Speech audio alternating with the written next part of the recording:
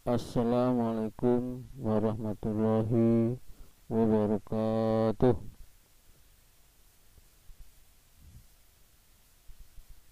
Selamat berjumpa anak-anakku kelas 10 MIPA yang Bapak cintai dan Bapak banggakan. Semoga kalian semuanya sehat walafiat. Amin ya rabbal alamin. Sebelum dimulai kegiatan ini, marilah kita awali dengan berdoa. Semoga dengan berdoa kita diberikan kemudahan, diberikan kelancaran, dan diberikan pemahaman di dalam mengikuti pembelajaran kali ini. Berdoa menurut agama masing-masing. Dimulai. Iya kan.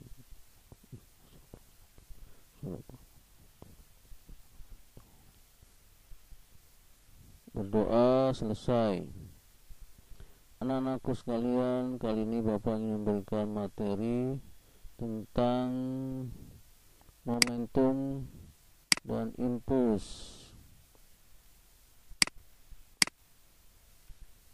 Yang A, momentum dan impuls. Pengertian momentum. Momentum suatu benda hasil perkalian antara massa dan kecepatannya, ya. Disimbolkan momentum itu simbolnya huruf P, kemudian massa simbolnya huruf M, dan V kecepatan, ya. Jadi massa benda dikali kecepatan benda itu menghasilkan momentum, menghasilkan P ini, ya. Jadi keterangannya P itu momentum. Jadi satuannya kilogram meter per sekon. Dari mana nih? Kita lihat dari sini persamaannya. Massa satuannya kilogram, yang ini P satuannya meter per sekon. Jadi kilogram meter per sekon, ya. M simbol dari massa, satunya kilogram, dan V simbol dari kecepatan, satunya meter per sekon, ya. Jadi momentum adalah massa dikalikan kecepatan. Oke, kita lanjut.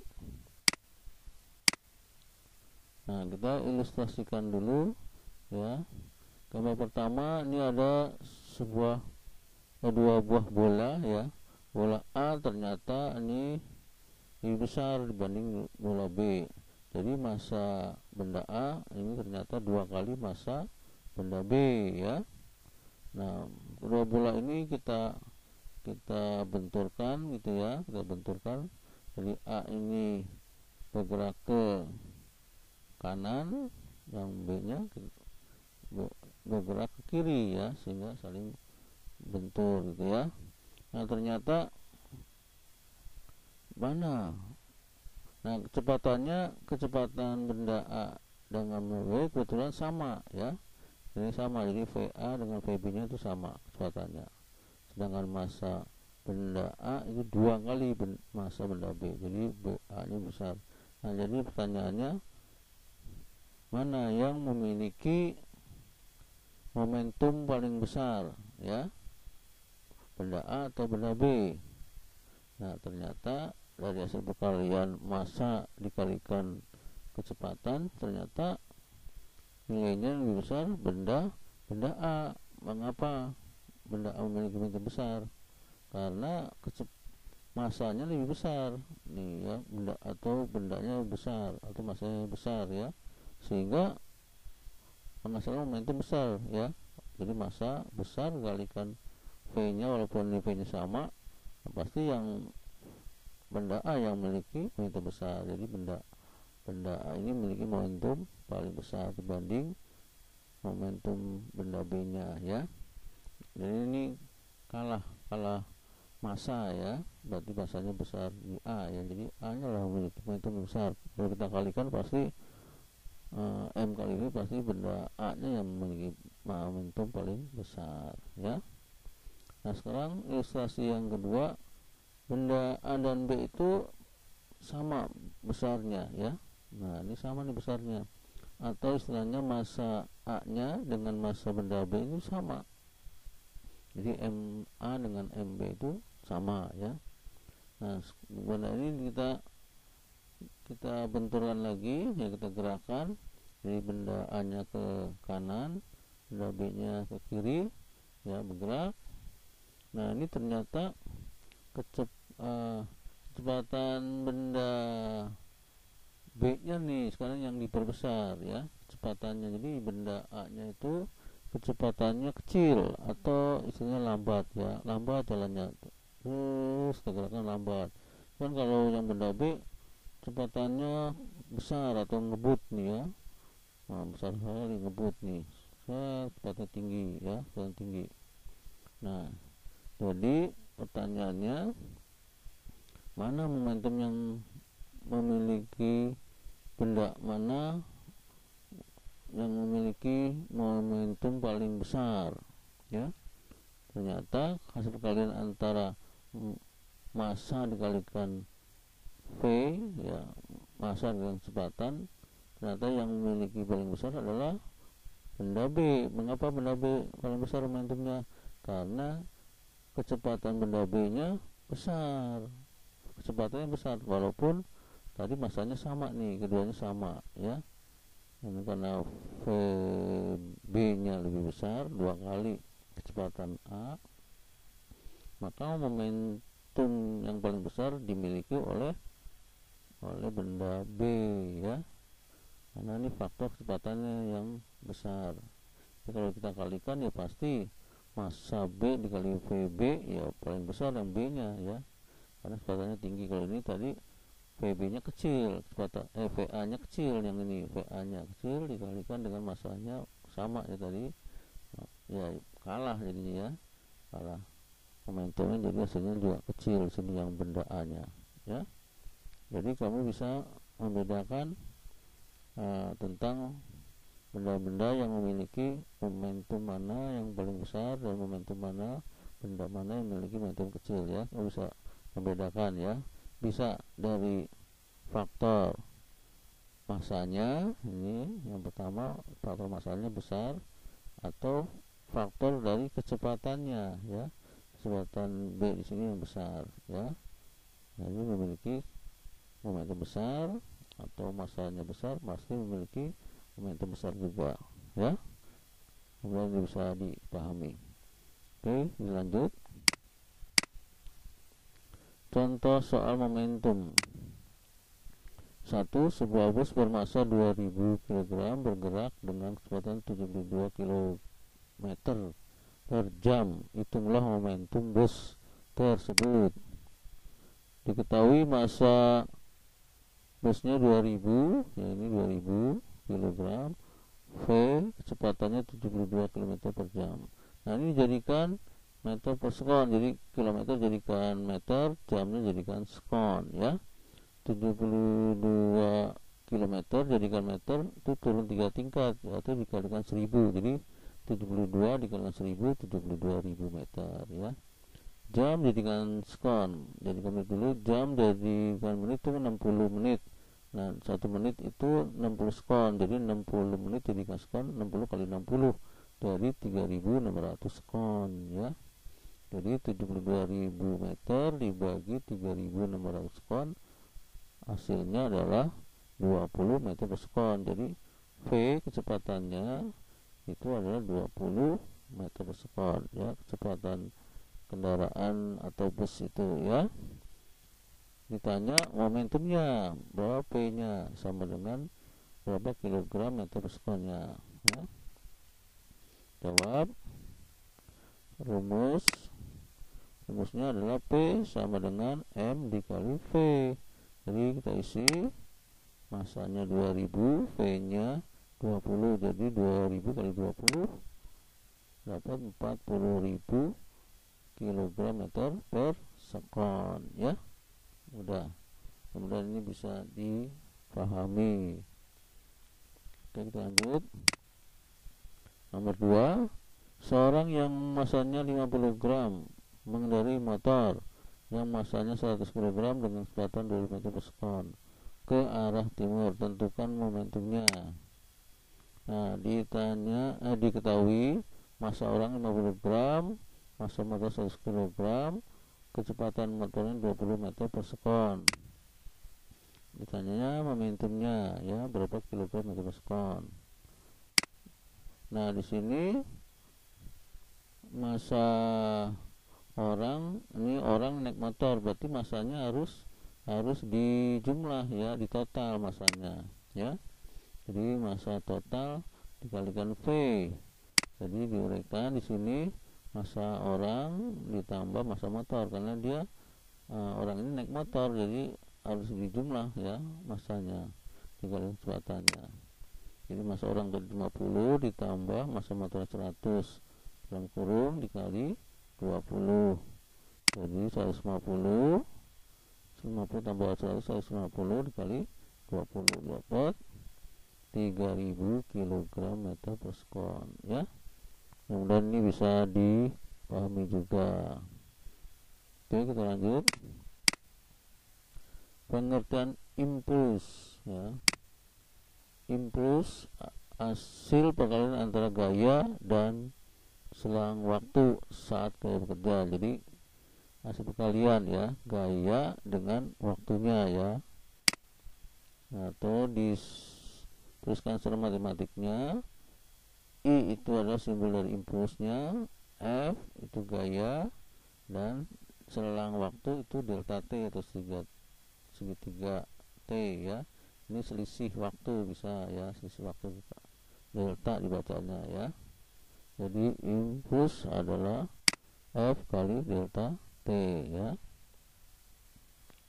Terangannya F itu gaya, satuannya Newton, T waktu, itu satuannya sekon ya. Jadi impuls adalah Newton sekon ya. Ini diambil dari sini, F Newton, delta T nya sekon atau S, jadi NS ya. Nah, ini impuls itu NS. Oke, kita lanjut. Hubungan momentum dan impuls. Nah, ini ada sebuah bola ya, permainan biasanya mainan kasti ya. Bola ini kita pukul ya dengan alat pemukul, nih pukul kayu. Terus kita pukul, nanti kena bolanya ini beberapa detik saja ya, beberapa sekon saja, ini akan menempel di sini, lalu bolanya akan mental ya. Terjadi ini momentum di sini ya. Jadi impuls adalah perubahan momentum secara matematis disebut dengan F T. Nah, gayanya ini gaya pemukulnya, kemudian T, delta T itu selang beberapa detik atau beberapa sekon dia nempel di sini ya, waktunya di sini. Kemudian terjadi perubahan momentum. Nah, momentum akhir dikurangi momentum awal ya. Momentum akhir dikurangi momentum awal. Nah, selisihnya inilah impuls ya, F kali T. Atau kita tulis Ft. Nah, momentum akhir V2 ini kita ganti dengan rumusnya M kali V, massa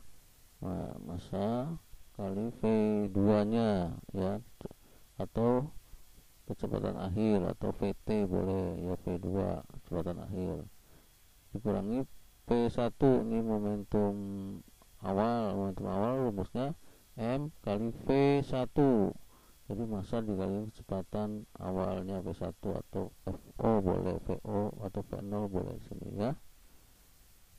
Nah, sama dengan delta P. Delta P itu selisih momentum ya, ini selisih momentum atau perubahan momentum. Delta P itu perubahan momentum bisa.